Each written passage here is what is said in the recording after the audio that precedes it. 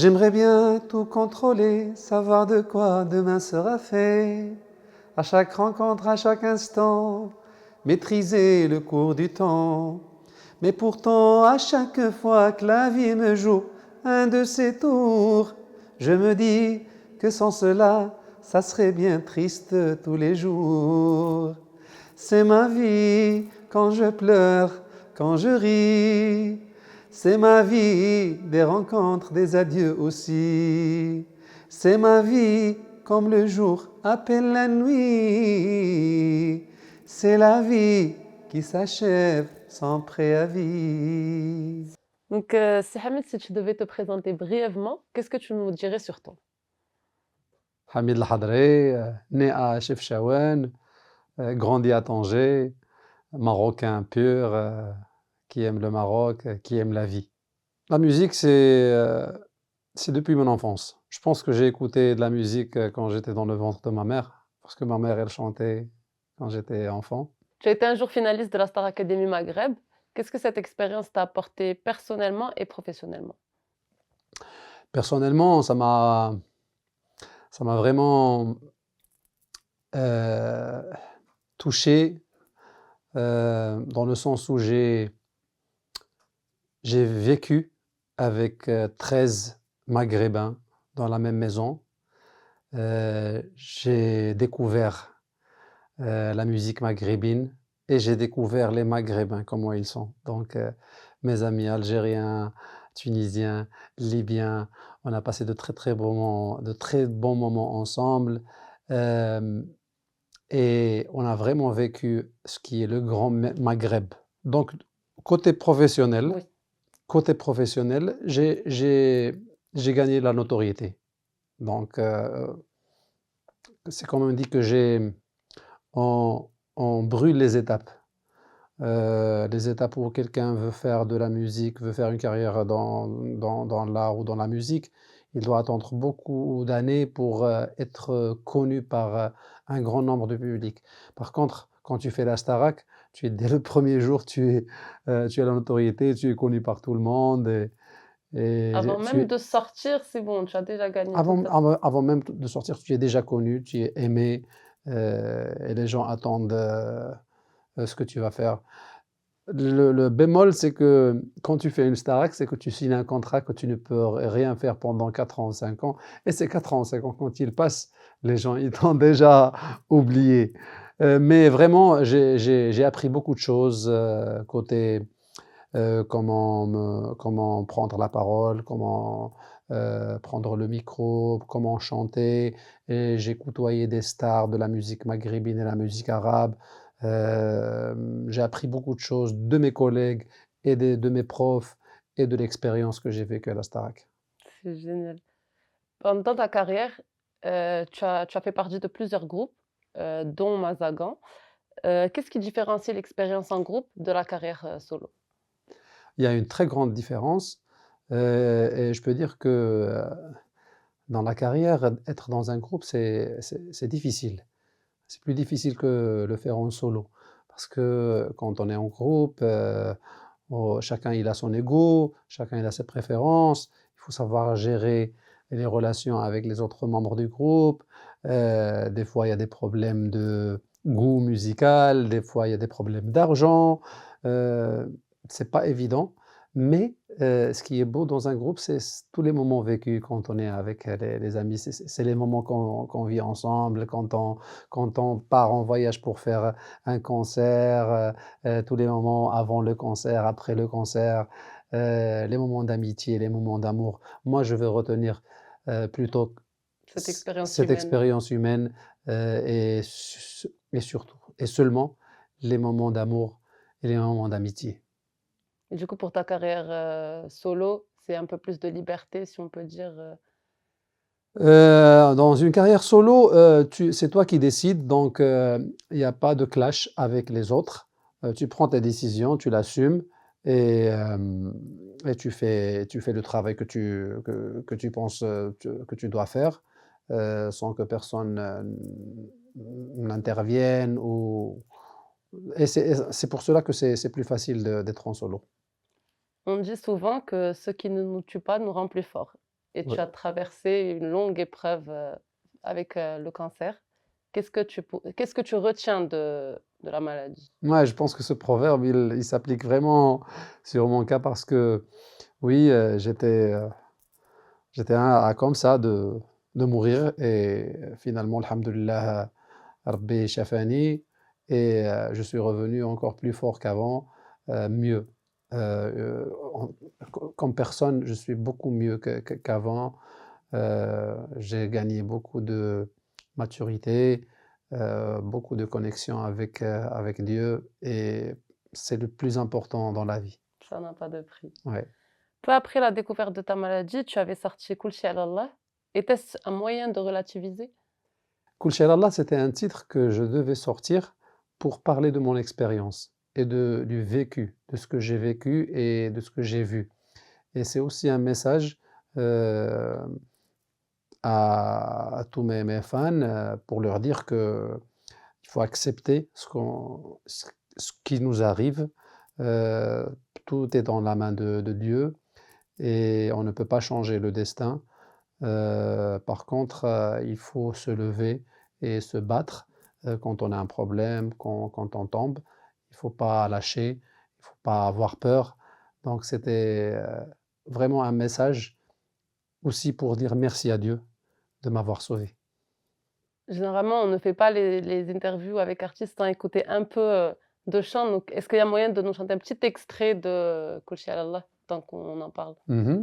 حتى واحد ما لقاها كيف ما بغاها العول على مولانا، رخيها ترخيك كلشي على الله، اللي ماشي ديالك ماشي ديالك واخا تجري موراها غير غادي تعييك، كلشي على الله، والمكتوب ليك حتى واحد ما ياخدو ليك يدور يدور يجي بين يديك، كلشي على الله، وانا غادي غير بالنية ونتمنى ربي يقبل عليا وطريقي نورها ليا، كلشي على الله، وانا طالب مولانا الله مولانا، هو بلطفو يرعانا الله مولانا، اللي بدواه يداوينا الله مولانا، يحفظنا يحن علينا الله مولانا، الله مولانا، الله مولانا، الله مولانا.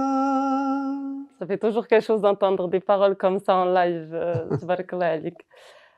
Tu as annoncé ton retour, sur la scène musicale avec ton nouvel album Roots. Parle-nous en plus. Alors أنا ما كنتش vraiment quand j'ai eu la maladie, je pensais que j'allais arrêter de faire la musique, que je ne pouvais plus revenir à la scène. J'avais des doutes si j'avais la possibilité de le faire. Mais alhamdoulilah, période de convalescence, retour petit à petit, j'ai rencontré, mes anciens collègues qui m'ont motivé, qui m'ont encouragé à revenir, à faire quelque chose. Et moi depuis que j'ai commencé ma carrière, je me disais toujours que j'aimerais bien, en fin de ma carrière, faire de la musique spirituelle. Donc ça, c'était programmé pour moi, mais pas maintenant, pas tout de suite. Quand, ça m'est arrivé ce qui m'est arrivé, je pense que c'était un message de Dieu que le moment, il était arrivé et que je devais vraiment commencer cette étape-là que je voulais faire plus tard. J'ai dit: «C'est bon, ça, alhamdoulilah, Rabbi shafani» et j'ai pris le courage, j'ai commencé à travailler sur des titres, que j'écoutais pendant mon enfance. Donc pour moi, la meilleure chose pour reprendre, pour recommencer, c'est de revenir aux sources, de revenir aux racines et c'est d'où vient le nom de l'album, Jodour Roots. Donc j'ai revisité les chansons que j'écoutais quand j'étais enfant et que j'écoutais de la bouche de ma mère, que j'écoutais dans la rue, que j'écoutais pendant المناسبات العائلية.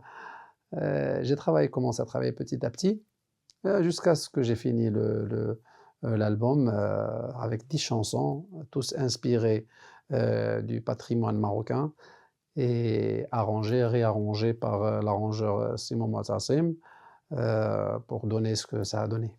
On peut avoir un extrait de l'un de tes titres préférés? L'un de mes titres préférés. Il y en a beaucoup. La vérité, ils sont chaque titre, il a son style parce qu'on a travaillé sur plusieurs styles musicaux. On a travaillé sur reggae, flamenco, pop, on a aussi utilisé des rythmes marocains, donc c'est un mélange de styles musicaux. Si je devais, écouter une pour, un extrait, je dirais, la première avec laquelle j'ai commencé l'album, c'est «نحن في حماك», qui est un chant qu'on utilise, pour 2 occasions dans Achaouen. La première, c'est quand le marié, elle va faire le henna. Parce que nous, à Achaouen, on fait le henna au marié, on lui fait un henna هنايا Mmh. هنايا. Donc le chant, quand on est en train de c'est à la fin de la fête, de la cérémonie, et le marié, il met son djellaba et il met le qab comme ça. Il prend un à droite, un à gauche avec des bougies. Il rentre dans la salle avec tout le monde qui chante cette chanson, avec la voix collective. Donc ça, c'est une occasion. La deuxième occasion, c'est pendant le janaza, quand on va emmener un mort au cimetière, mais à condition que ce mort, il est célibataire. Ils ne sont Il, jamais il ne s'est mariés jamais marié, avant. il ne s'est Oui. jamais marié. Donc quand il est, on fait cette chanson. Donc j'ai travaillé sur On cette dit chanson. عريس في الجنة du coup. Oui. Ah. Donc on a travaillé cette chanson et pour moi, j'ai toujours aimé cette chanson depuis mon enfance, et alhamdoulilah que Dieu m'a donné cette opportunité de la revisiter, de la retravailler parce qu'elle n'a jamais été enregistrée, et moi sincèrement, j'avais peur que, une chanson comme ça, elle se perd. Donc peut-être que le fait que je la fasse maintenant, ça va aider à la conserver, et peut-être que les jeunes de maintenant peuvent l'écouter parce que ça commence à partir. Donc c'est comme un rappel pour que notre patrimoine se préserve. Donc si on peut avoir un Un petit petit couplet. oui, bien sûr. نحن في حماك يا محمد، يا عناية البرية، الصلاة على محمد، الحبيب قرة عيني يا. C'est magnifique. Hamid, quelle scène rêves-tu encore de faire après ton comeback? Sincèrement, je n'ai pas de scène précise. Moi, je dis que chaque scène, pour moi, c'est sacré. Une petite scène ou une grande scène, ça reste sacré. Même si je chante pour une personne, c'est sacré. Heu, Tout ce que j'aime, c'est de revenir à la scène, et d'ailleurs, inch'Allah, le 11 mars, je fais le lancement de l'album, heu, au théâtre, Riyad Sultan à Tanger. Ça sera un mini concert, un showcase, où je vais présenter mon album devant la presse et devant mes amis, les artistes, les célébrités qui vont venir, assister à ce concert. Et le 13 mars, j'ai un autre concert, un grand concert, en public, que j'ai fait en association avec, l'association Baqi El Khair, et où, toutes les recettes du concert, ils vont être, versées à l'association pour faire un projet, de bienveillance. Hem Et ce concert-là, je serai accompagné par, mes amis, artistes, qui vont venir aussi participer, qui sont Yassine Lechhab et Hala Ben Saïd. Donc ça sera le 13 mars, au centre culturel, Ahmed Boukmach à Tanger. Si, tu venais à arrêter un jour, la musique, Est-ce que tu te reverrais de retour, dans ta formation initiale qui est le management sportif, peut-être, au sein de Tihad Tanja? Oui, bien sûr, mais je ne pense pas que je vais arrêter la musique, hors de question. C'est la musique, c'est quelque chose que je ne peux pas vivre sans. Et oui, Sihat Tanja, c'est l'équipe de mon cœur et puisque j'ai fait une formation en management sportif, j'aimerais bien un jour participer à la gestion de mon club et aider d'ailleurs, je suis déjà en train de le faire maintenant. Peut-être que je vais rejoindre inch'Allah, l'équipe de gestion qui est actuelle. C'est génial. On te souhaite le meilleur, Safia Inch'Allah, Hamid. Merci beaucoup. je t'en prie.